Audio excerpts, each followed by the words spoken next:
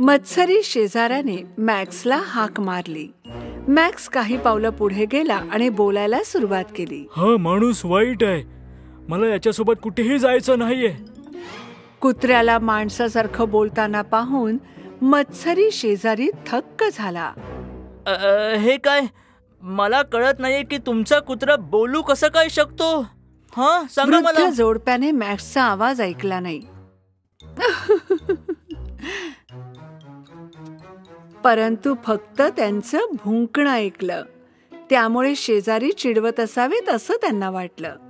तो बोलतोय म्हणजे तुला भुंकत आहे असं म्हणायचं असेल तर होय, तो बोलला. पण सगळेच कुत्रे भुंकतात. तुम्हाला त्याचं आश्चर्य का वाटतं?